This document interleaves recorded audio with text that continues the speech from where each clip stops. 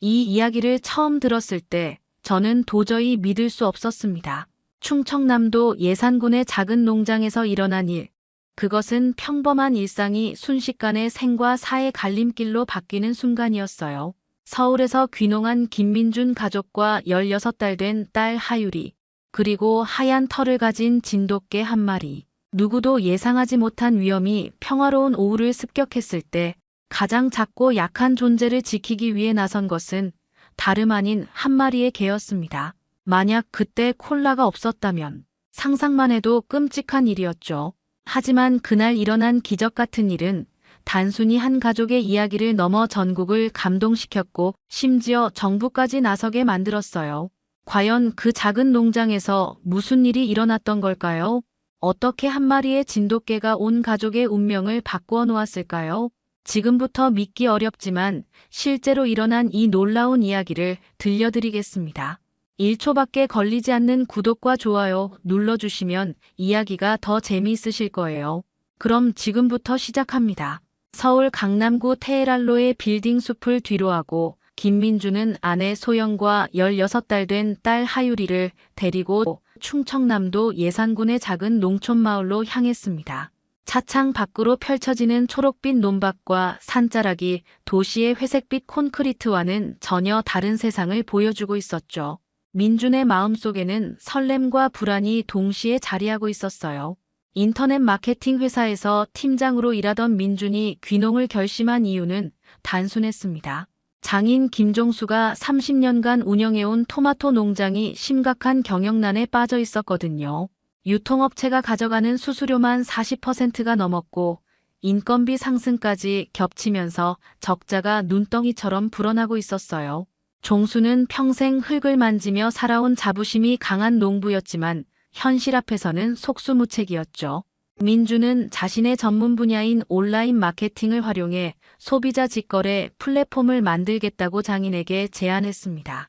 중간 유통업체를 거치지 않고 농장에서 바로 소비자에게 판매하는 시스템이었어요. 하지만 종수의 반응은 차갑기만 했죠. 농사는 컴퓨터로 하는 게 아니야. 땅에서 배우는 거라고. 종수는 민준의 아이디어를 시큰둥하게 여겼습니다. 30년간 쌓아온 경험과 노하우를 믿는 그에게 젊은 사위의 인터넷 이야기는 현실성 없는 공상으로만 들렸거든요. 두 사람 사이의 미묘한 갈등은 소영을 힘들게 했어요. 농장에 도착한 첫날, 하유리는 넓은 마당을 보고 까르르 웃으며 손뼉을 쳤습니다. 도시 아파트의 좁은 공간에서만 지내던 아이에게는 모든 것이 신기했죠. 특히 하얀 털을 가진 진돗개 콜라가 마당을 뛰어다니는 것을 보고는 눈을 떼지 못했어요. 콜라는 소영이 임신했을 때 새끼로 데려온 개로 하유리와 함께 자라며 형제처럼 지내고 있었습니다. 콜라야 안녕. 하유리는 아직 말을 제대로 하지 못했지만 콜라를 향해 팔을 뻗으며 애교를 부렸어요. 콜라 역시 하유리를 각별히 아꼈습니다. 아이가 걸음마를 배울 때도 옆에서 함께 뛰어다니며 넘어지지 않도록 조심스럽게 지켜봤거든요. 때로는 하유리가 위험한 곳으로 가려 하면 앞을 막아서기도 했죠. 종수는 손자와 진돗개가 뛰어노는 모습을 바라보며 잠시 얼굴이 부드러워졌지만 민준과 마주치면 다시 굳어졌습니다. 소영은 그런 아버지와 남편 사이에서 중재 역할을 하려 노력했어요. 아버지, 민준이도 정말 열심히 하려고 해요. 시간을 두고 지켜봐 주세요. 하지만 현실은 녹록지 않았습니다. 농사일에 익숙하지 않은 민준은 매일이 시행착오의 연속이었고 종수의 눈에는 답답하기만 했죠. 그럼에도 불구하고 이 가족은 서로를 아끼는 마음만큼은 변하지 않았어요. 농장에서의 생활이 시작된 지 일주일이 지난 어느 이른 아침, 종수는 평소처럼 비닐하우스 점검을 위해 나섰습니다. 새벽 공기는 차가웠지만 상쾌했고 토마토 모종들이 건강하게 자라고 있는 모습을 보니 마음이 뿌듯했어요. 하지만 세 번째 비닐하우스 뒤편에서 이상한 것을 발견했죠. 땅 위에 떨어진 거대한 뱀어물이었습니다. 길이만 해도 2미터는 좋게 넘어 보였고 두께 또한 성인 남성의 팔뚝만 했어요. 종수는 뱀어물을 주워들고 곰곰이 살펴봤습니다. 30년간 이 땅에서 농사를 지으면서도 이렇게 큰 뱀어물은 처음 보는 것이었거든요. 이상하네. 이런 큰 놈이 어디서 온 거지? 마침 옆 농장에서 일찍 나온 박철민이 종수를 발견하고 다가왔습니다.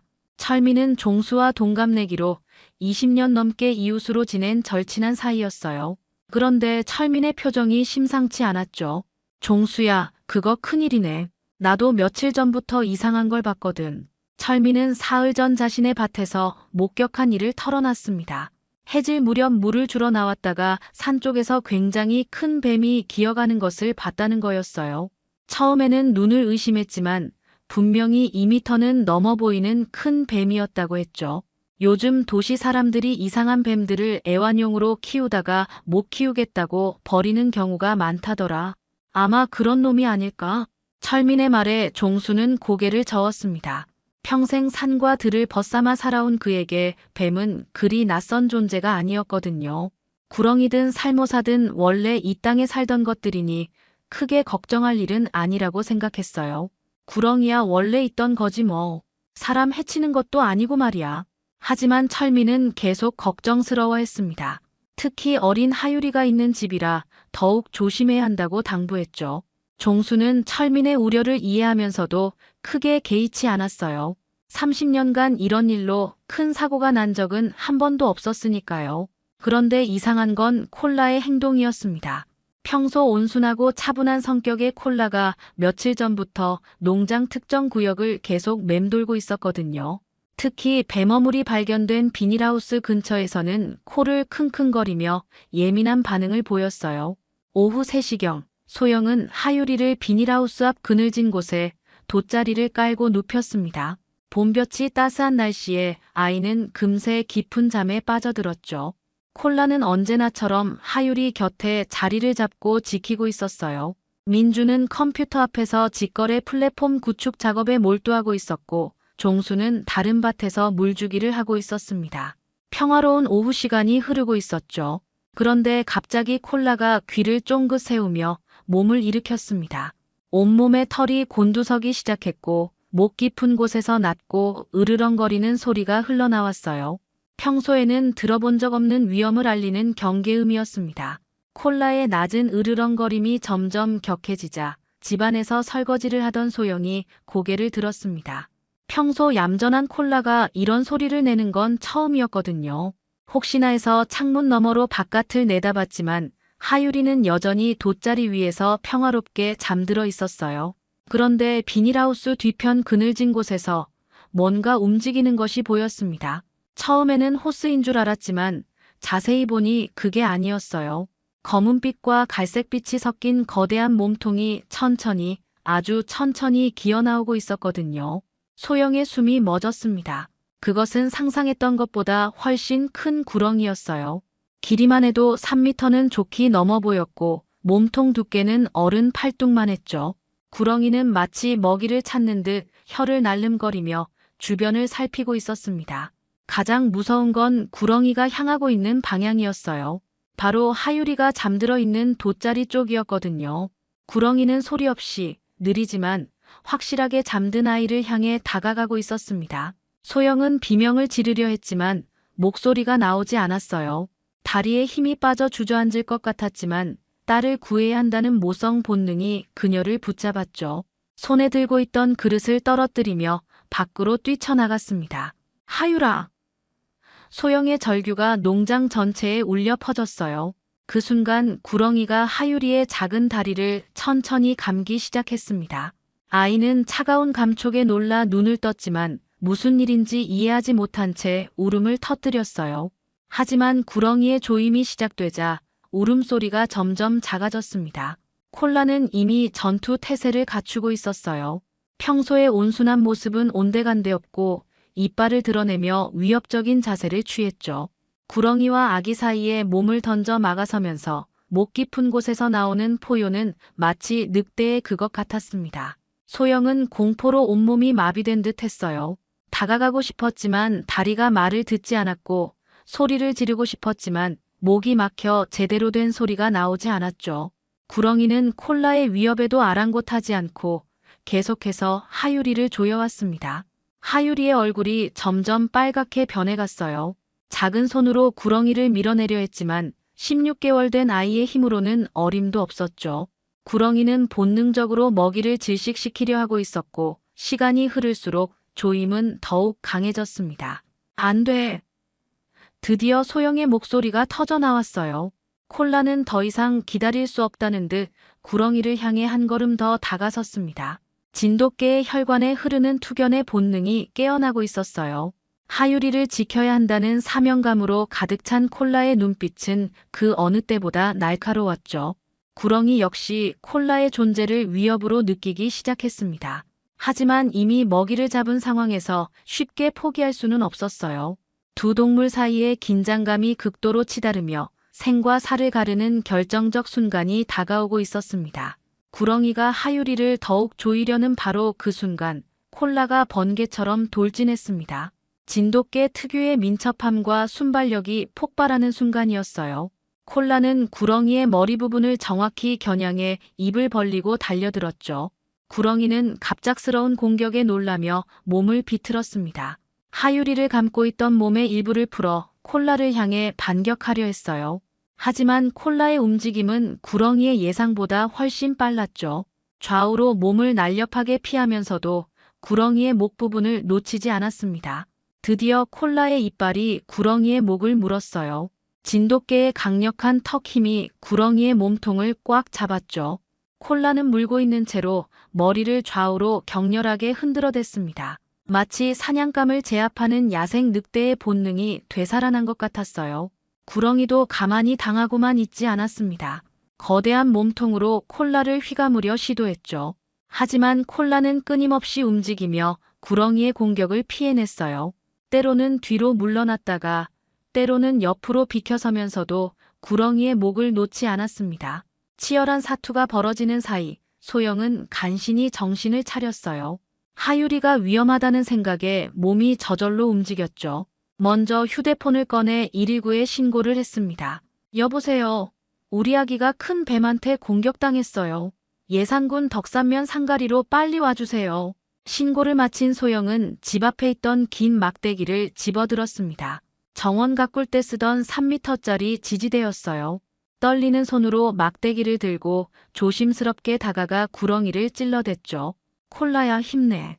엄마가 도와줄게. 농장 반대편에서 물을 주고 있던 종수가 소영의 비명소리를 듣고 삽을 들고 뛰어왔습니다. 상황을 한눈에 파악한 종수는 별다른 말 없이 곧바로 구렁이를 향해 삽으로 내리쳤어요. 30년 농사꾼의 굵직한 팔에서 나오는 힘이었죠. 집에서 컴퓨터 작업을 하던 민준도 소동을 듣고 달려나왔습니다. 상황을 보자마자 창고에서 곡괭이를 가져와 가세했어요. 이제 콜라 혼자가 아니라 온 가족이 힘을 합쳐 구렁이와 맞서고 있었습니다. 구렁이는 사방에서 오는 공격에 당황했어요. 더 이상 하유리를 조일 여유가 없었죠. 콜라는 이 틈을 놓치지 않고 더욱 강하게 구렁이를 물어뜯었습니다. 피가 흘러나오기 시작했지만 전혀 놓을 생각이 없었어요. 10분이 넘는 치열한 사투가 계속되었습니다. 콜라의 입에서도 피가 흘러나왔지만 구렁이 쪽이 더 많이 다친 상태였어요. 결국 구렁이가 더 이상 버틸 수 없다고 판단하고 하유리를 완전히 풀어주었습니다. 소영이 재빨리 달려가 하유리를 안아 올렸어요. 아이는 울고 있었지만 숨은 쉬고 있었죠. 그 순간 구렁이는 마지막 힘을 다해 비닐하우스 뒤편 산 쪽으로 도망쳤습니다. 콜라는 승리했지만 곳곳에 상처를 입은 채 털썩 주저앉았어요. 하지만 하유리를 향한 시선만큼은 여전히 다정했습니다. 구급차 사이렌 소리가 점점 가까워지더니 마침내 농장 입구에 도착했습니다. 응급구조사들이 들것을 들고 뛰어왔고 소영은 하유리를 꼭 안은 채 구급차에 올라탔어요. 민준과 종수도 함께 탔죠.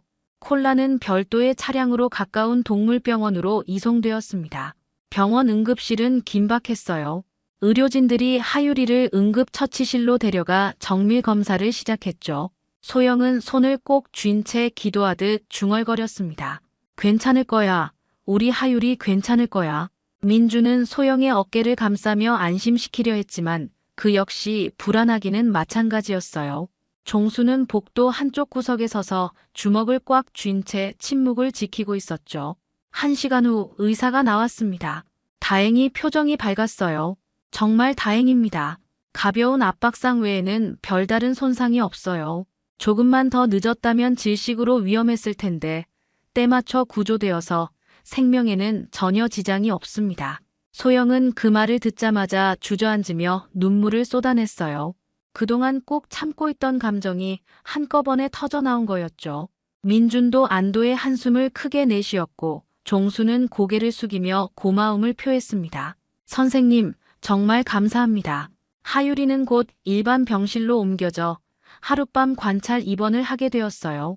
아이는 놀란 기색은 있었지만 금세 평소처럼 웃음을 되찾았죠. 소영이 젖병을 주자 열심히 빨아먹었고 민준이 손가락을 내밀자 꼭 잡으며 장난을 쳤습니다. 한편 동물병원에서는 콜라의 수술이 진행되고 있었어요. 수의사는 콜라의 상처를 살펴보며 감탄했습니다. 구렁이와 싸워 이긴 개는 처음 봅니다.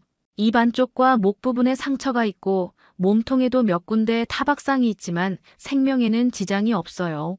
진돗개의 투지가 아니었다면 절대 불가능한 일이었을 겁니다. 민주는 치료비 걱정에 얼굴이 어두워졌어요. 귀농한 지 얼마 되지 않아 경제적으로 여유가 없었거든요. 그런 민준의 마음을 눈치챈 종수가 단호하게 말했습니다. 치료비는 내가 낼 테니까 걱정하지 마라. 콜라는 우리 가족 생명의 은인이야. 이런 건 돈으로 따질 일이 아니지. 그 말에 민주는 고개를 숙였어요. 평소 자신의 아이디어를 못마땅해 하던 장인이 이렇게 말해주니 가슴이 뜨거워졌죠. 장인어른 죄송합니다. 제가 더 조심했어야 했는데. 무슨 소리야. 이런 일은 누구도 예상할 수 없는 거 아니냐. 중요한 건 우리 하유리가 무사하다는 거고 그건 콜라 덕분이야. 두 사람은 콜라의 병상 앞에서 처음으로 진심 어린 대화를 나누었습니다. 위기 상황이 오히려 가족 간의 벽을 허물어 준 거였어요. 마취에서 깨어난 콜라는 붕대에 감긴 채로도 꼬리를 살랑거렸습니다. 종수가 머리를 쓰다듬자 힘없이 혀를 내밀며 애교를 부렸어요. 다음 날 아침 하유리는 완전히 회복된 모습으로 퇴원했습니다. 집으로 돌아오자마자 아이는 콜라 하며 찾았어요. 아직 제대로 말하지 못하지만 자신을 구해준 콜라를 기억하고 있는 것 같았죠. 하유리와 콜라가 무사히 집으로 돌아온 다음 날 예상치 못한 일이 벌어졌습니다. 지역 방송국에서 취재진이 농장을 찾아온 거였어요. 어제 병원에서 일어난 일이 입소문을 타고 퍼지면서 기자들의 관심을 끌게 된 것이었죠. 진돗개가 대형 구렁이로부터 아기를 구한 기적 같은 이야기라고 들었는데 취재를 허락해 주시겠습니까? 소영과 민주는 당황했어요. 평범한 일상이 갑자기 뉴스거리가 될 줄은 꿈에도 생각하지 못했거든요. 하지만 콜라의 용기를 많은 사람들에게 알리는 것도 의미가 있을 것 같아서 취재에 응했습니다. 카메라가 돌아가기 시작하자 종수가 차분하게 어제 있었던 일을 설명했어요. 30년 농사를 지으면서 이런 일은 처음이었습니다. 그런데 콜라가 아니었다면 정말 큰일 날 뻔했어요. 이 개는 단순한 애완동물이 아니라 우리 가족의 생명을 구해준 은인입니다. 민준도 콜라와 하유리의 특별한 관계에 대해 이야기했죠. 콜라는 하유리가 태어나기 전부터 우리 가족이었어요. 아이와 함께 자라면서 형제처럼 지냈는데 정말 위험한 순간에 목숨을 걸고 하유리를 지켜줬습니다. 취재 영상이 저녁 뉴스에 방송되자 반응이 폭발적이었어요. 동물병원에는 콜라의 안부를 묻는 전화가 쇄도했고 치료비를 도와주겠다는 제안도 잇따랐습니다. 수의사는 이런 상황이 신기하다며 웃었어요. 개 한 마리 때문에 이렇게 많은 관심을 받는 건 처음 봅니다. 콜라가 정말 대단한 일을 해낸 거네요. 소식은 인터넷을 통해 더욱 빠르게 퍼졌습니다. 소셜미디어에서는 영웅견 콜라라는 해시태그가 등장했고 진돗개의 충성심과 용기를 칭찬하는 댓글들이 넘쳐났어요. 전국 각지에서 격려 메시지가 농장으로 날아들었죠. 며칠 후에는 예산 군수가 직접 농장을 방문했습니다. 콜라에게 모범 반려동물 표창장을 수여하기 위해서였어요. 군수는 콜라의 머리를 쓰다듬으며 말했습니다. 이런 용감한 개가 우리 예산군에 있다는 게 자랑스럽습니다. 진돗개의 우수성을 전국에 알려준 콜라에게 감사드려요. 예상치 못한 부수 효과도 나타났습니다. 농장이 유명해지면서 민준이 구상하고 있던 직거래 플랫폼에 대한 관심도 높아진 거였어요. 뉴스를 본 사람들이 용감한 진돗개가 지키는 농장의 토마토에 관심을 보이기 시작했죠. 민주는 기회를 놓치지 않고 밭직송이라는 온라인 플랫폼을 정식으로 오픈했습니다. 콜라의 이야기와 함께 농장의 역사, 종수의 30년 노하우, 그리고 중간 유통업체 없는 직거래의 장점을 소개했어요. 첫 주문이 들어왔을 때 종수는 믿을 수 없다는 표정이었어요. 정말 인터넷으로 토마토를 주문하는 사람이 있다고. 네, 장인어른. 벌써 20박스나 주문이 들어왔어요. 콜라 덕분에 우리 농장이 유명해진 거죠. 종수는 화면 속 주문 목록을 바라보며 감회가 새로웠습니다. 평생 중간 상인들에게 헐값에 팔던 토마토가 소비자에게 직접 전달되는 모습을 보니 신기하기만 했어요. 그럼 중간에서 떼가는 돈 없이 우리가 다 받는 거야? 맞습니다. 포장비와 택배비만 빼면 나머지는 모두 농장 수익이 돼요. 이때부터 종수의 민준을 보는 시선이 달라졌습니다. 처음에는 현실성 없는 아이디어라고 생각했지만 실제로 효과를 보니 인정하지 않을 수 없었거든요. 콜라의 이야기가 지역 뉴스를 넘어 전국 방송으로 확산되기 시작했습니다. 주요 방송사들이 앞다투어 이 감동적인 사연을 다뤘고 소셜미디어에서는 영웅견 콜라라는 해시태그가 실시간 검색어 상위권에 올랐어요. 전국 각지에서 응원과 격려의 메시지가 쏟아져 들어왔죠. 특히 진돗개 보호단체들의 반응이 뜨거웠습니다. 한국진돗개보존회 회장이 직접 농장을 찾아와 콜라를 만났어요. 이런 사례야말로 진돗개의 우수성을 보여주는 대표적인 사건입니다. 충성심과 용기, 그리고 가족을 지키려는 본능이 완벽하게 드러난 거죠. 회장은 콜라의 혈통을 조사해보겠다며 진돗개 보존에도 큰 도움이 될 것이라고 말했어요. 또한 이 이야기를 해외에도 소개해서 한국 진돗개의 우수성을 알리고 싶다고 덧붙였죠. 일주일 후 더욱 놀라운 소식이 전해졌습니다. 농림축산식품부에서 김민준 가족의 농장을 반려동물과 함께하는 스마트팜 모델 농가로 선정한다는 공문이 도착한 거였어요. 정부 차원에서 이들의 사례를 모범 사례로 육성하겠다는 뜻이었습니다. 이게 정말 우리 농장 얘기가 맞나? 종수는 공문을 몇 번이나 다시 읽어봤어요. 민준도 믿기지 않는다는 표정이었습니다. 불과 한 달 전만 해도 경영난에 허덕이던 농장이 갑자기 정부 모델 농가가 된 거니까요. 콜라 덕분에 우리 인생이 완전히 바뀌었네요. 방송국 출연 제안도 잇따랐습니다. 하지만 가족들은 신중하게 검토했어요.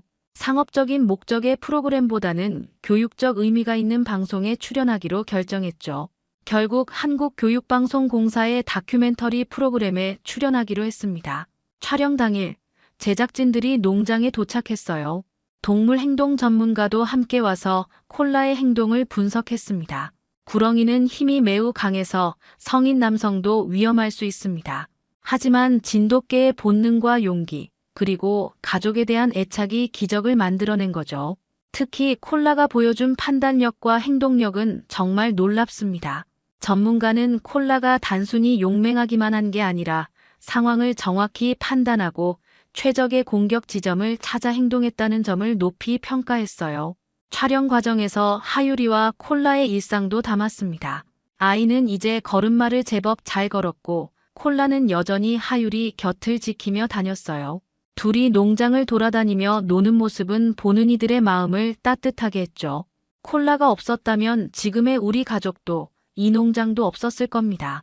소영이 카메라 앞에서 진심을 담아 말했어요. 종수도 인터뷰에서 자신의 마음을 털어놨습니다. 30년 농사 지으면서 이런 일이 있을 줄이야. 콜라 덕분에 우리 농장이 전국에 알려졌고 사위의 아이디어도 성공할 수 있었어요. 이제는 인정합니다. 농사도 시대에 맞게 변해야 한다는 걸 말이죠. 민주는 전통과 혁신이 어떻게 조화를 이룰 수 있는지에 대해 이야기했어요.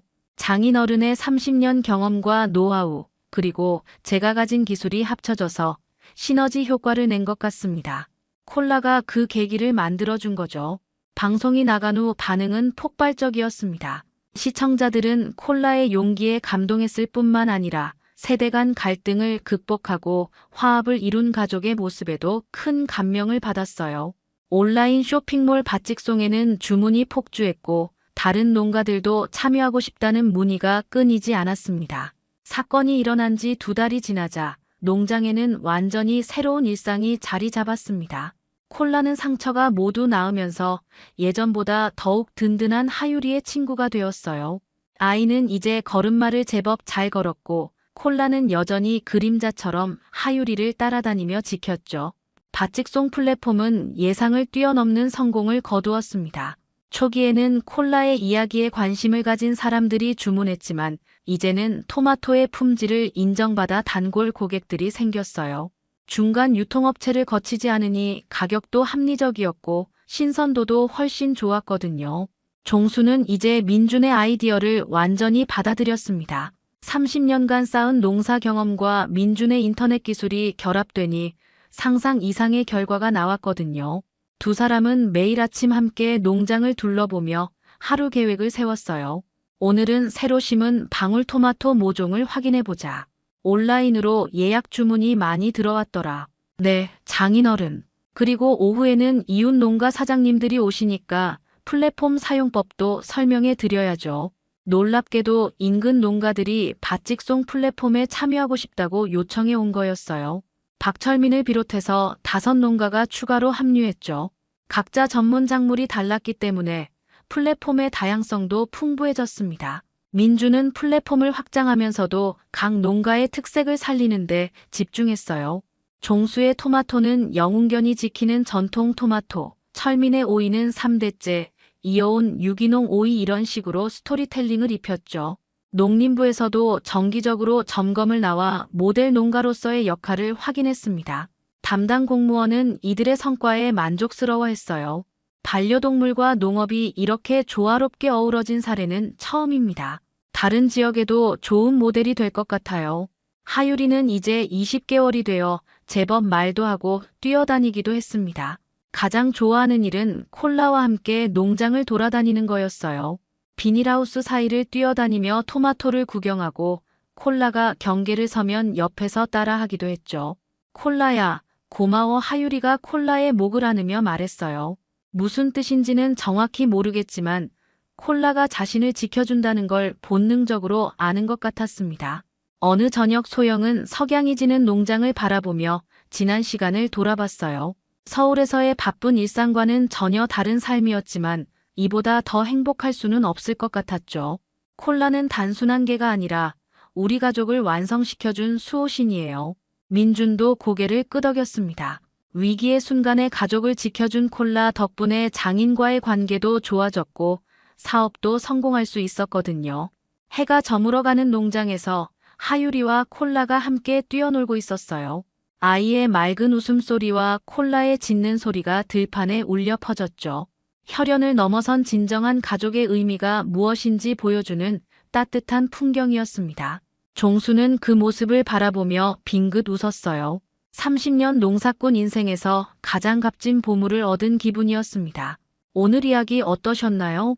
구독과 좋아요는 이미 하셨을 테니 시청자님의 의견을 댓글로 달아주세요. 항상 건강하시고 행복하세요.